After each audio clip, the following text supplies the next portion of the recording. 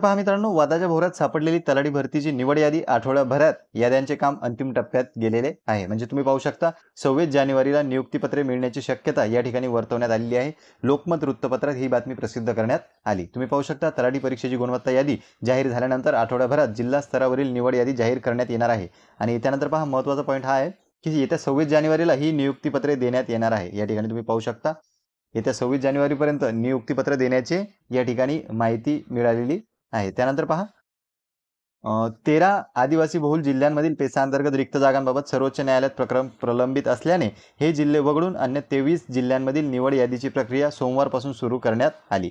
तुम्ही पाहू शकता की या ठिकाणी 23 जिल्ह्यातील प्रक्रिया जी आहे ती सुरू करण्यात आलेली आहे आणि 13 जिल्हे जे आहेत ते बाकी ठेवलेले आहेत, कारण की पेसा अंतर्गत कोर्टात केस सुरू असल्यामुळे। तर पहा 23 जिल्ह्यांमधील निवड यादीची प्रक्रिया सोमवारपासून सुरू करण्यात आली।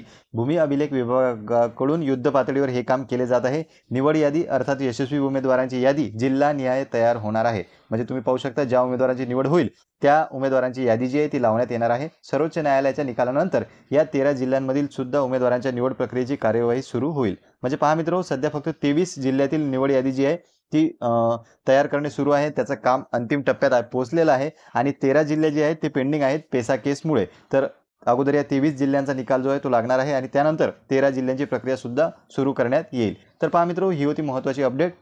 या ठिकाणी आपण थांबूया। धन्यवाद।